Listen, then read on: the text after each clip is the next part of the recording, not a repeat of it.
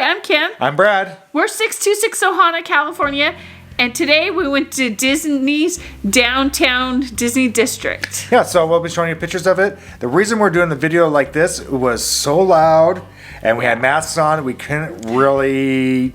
You couldn't hear us. Yeah, we're going to go through our day and show you pictures as we go through. So, first of all, when we got there, we were a little confused about how to get in the parking lot and what time to be there. Yeah, and it actually told us when we put in our navigation and used the address for the Simba parking lot, it told us a different entrance, which is actually an employee entrance, so do not use that one. The entrance you want to use is actually on Disneyland Drive. It does say Downtown Disney. It's right past California's Paradise Pier. Yeah, and actually, we got there about a half hour early before the parking lot opened. So it opens at 9:45, and we got there about 9:15.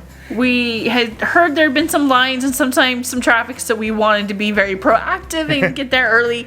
Well, that didn't help us too much. Yeah, what happened is that we got there, we saw a couple cars pulled off on the side of the Paradise Pier that have a little kind of a alcove right before where the little U-turn normal in front of like hotels are. And there were a few cars pulled over there. Had we known, that would have been the perfect place to go and wait. Yeah. By the time we made about 4 laps around, because we figured out, we were trying to find out where to go. It took 2 laps to figure out where we're going. And third one, we figured out, it doesn't open until 9:45. Let's make one more lap just to make sure. When we made that final lap, you can see in the pictures where we ended up. And this was about, I'd say 15 minutes before. 9:35. Yeah, 15, 20 minutes before it actually opened.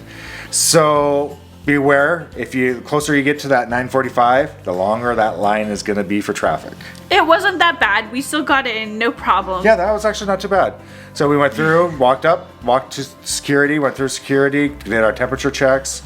I was really impressed at how well they did all that. Yeah, it was fast, it was easy, everybody was really friendly, the cast members were fantastic, and we could just get on with our day. Yeah. The one thing we did notice off to the right side was there was a vending machine where you could buy masks in case you forgot one back in your car, so you didn't have to go all the way back. Yeah, that was great too.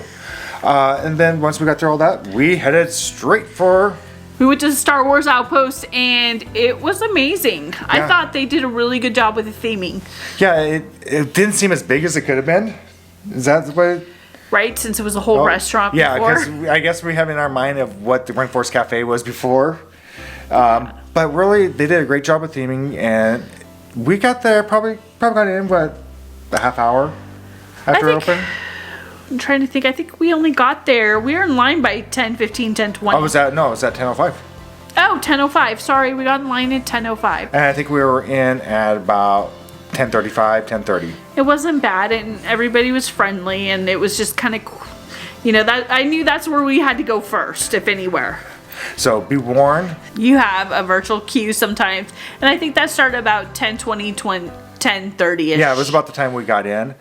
And they say that's pretty much normal for every day to have that virtual queue for the trading post. I mean, the line went by quick for us, and it was no big deal. It was really awesome inside, and we got a few goodies, and so we'll show you those in our haul video. Oh yeah, and Kim went to every store. No, I didn't go to Sugar Boo. No, well, okay. Kim went to almost every Disney store. Okay, fair enough. But we did ended up going to Home Store, which is an awesome store. We did World of Color. Yes, and we did Off the Page, and we did the Backlot Studio exclusive. Yeah, there was so much to do.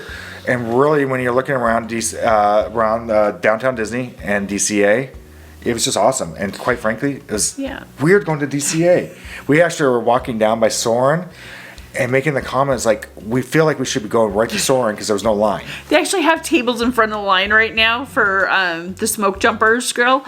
And it's like, but I want to go over there. I want to go over there. Yeah, we then got to the end, tried to visit the kitties. Yeah, they marked off right before the Disney cats that we usually go and visit. So yeah, DCA actually is kind of marked off in different sections. So they marked it off there. They marked it off for the other one right before Cars Land. And then marked it off again right before you get down to the I don't know what we call it, the scenery seat. Yeah, so right before the Hyperon theater. Yep. So it wasn't like we could go and explore too much because we were hoping to get some good views of Avengers Campus, and maybe we did. Yeah. Brad tried to, hold up the cameras. And we'll see if it comes out. If it did, you'll see it right now. If not, maybe see a little bit. Yeah. So we're excited for that, and it was nice to be back in the parks. Yeah, and we also did do lunch at 2 different restaurants, so be on the lookout for the review of those. We're going to do that as a separate video. But overall, we learned a lot today. We did, and actually I was surprised. One we learned is Disney is taking the mask mandate pretty seriously. I'm thrilled. Yeah, we saw several cast members going down, asking people to put their mask on right, or if they were eating or drinking, saying not to do that, please. And if they were off to the side too long trying to keep their masks off and they weren't eating, they did say, you're not actively eating or drinking, please put your mask back on. Yeah. Very kind, very courteous, all the cast members. They weren't mean or judgmental or anything like that, just courteous and gently reminding guests. And they would remind you to stay behind those lines they put on the ground as well. Yeah, well, it's a learning curve for us. I kept telling them they should have made them yellow because we were so ingrained in our stay behind the yellow line. And it's blue, so if you don't see it as well, but that's okay. And I was really happy to see a bunch of hand washing stations. Yeah, that was amazing. Actually, they use water. Yeah. It was really great to see them everywhere. The funny part is I never saw anybody use one. I saw a few people, not very many, but I did. The restrooms are all clearly marked with 6 feet apart for everything, with dots. They have dots in front of the stalls? No, I used the bathroom down by the Lego store in the smaller Starbucks store, and that wasn't marked out very well. That got really crowded because another bathroom that was right by the Uva bar that they usually use in the restaurant, the women's side was closed almost all day long. Yeah, but they were doing deep cleaning and everything else. I don't know what the whole story was.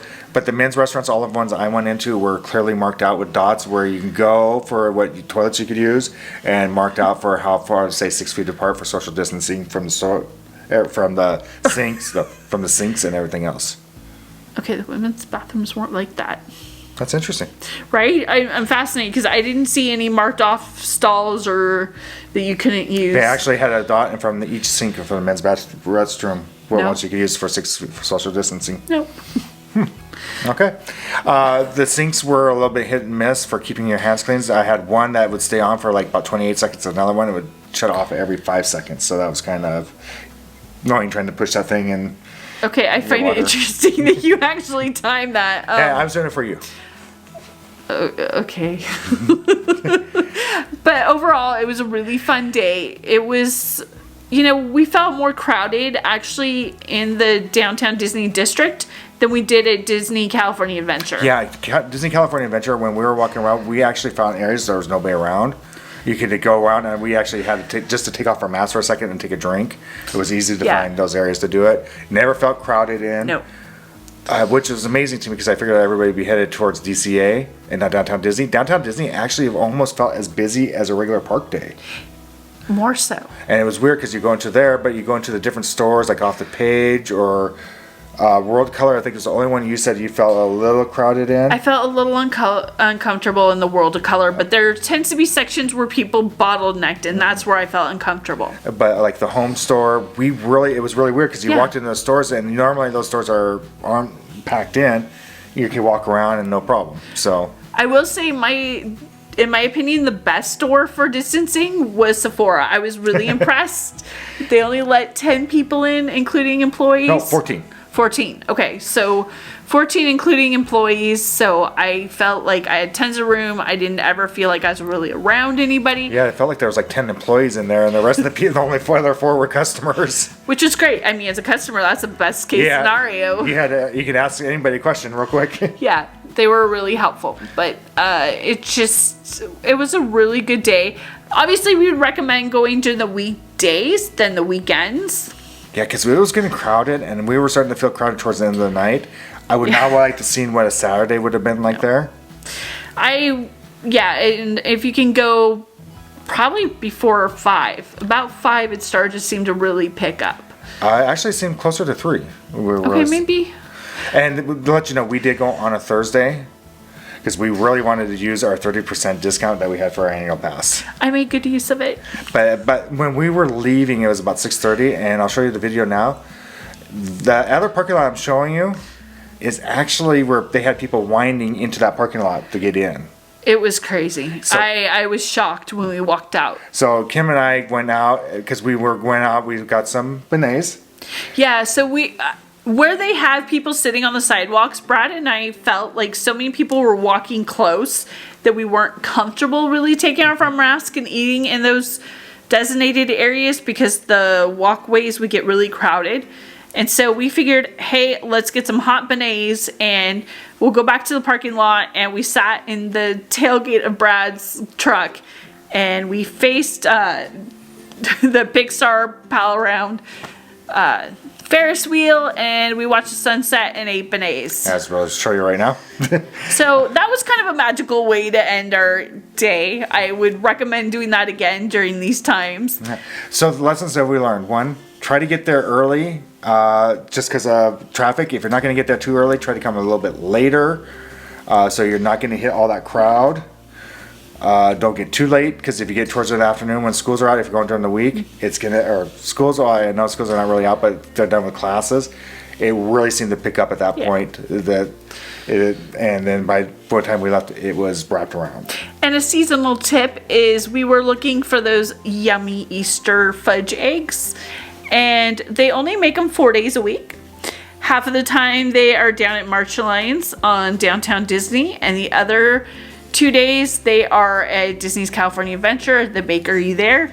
Unfortunately, they sold out by the time we figured out that they weren't being sold at both locations. And we were told they only make them 4 days a week. Not including the weekend. They're not there on the weekends. Yeah, so it's kind of a hit and miss when you can get there. There's only certain days, and they sell out quickly. So that's a seasonal tip. Another thing to be aware of is if you're looking for fuel rods, because we had to buy one, because Kim's phone. Okay. Fair enough, just a forewarning, the Touch at Disney, I ended up on my app in a virtual queue for 5 hours. Yeah, so my cell phone battery rightfully and we didn't have our regular battery. Drained. That's where you normally go into the Grand Californian. They have one of the fuel rod stations there, so if you need to switch that out or get a fuel rod, they're there. So with that, I think we had a lot of tips, a lot of things, a lot of learning lessons. Yeah. Overall, we felt very safe being down in Downtown Disney. I didn't feel like we were going to have any problems. The staff was trying to make sure everything was good. Cast members. Yep. So if you're finding this helpful, please like, subscribe, and follow along with our Ohana. And so with that, I think it's time for us to say goodbye and Find your magic. Bye everyone.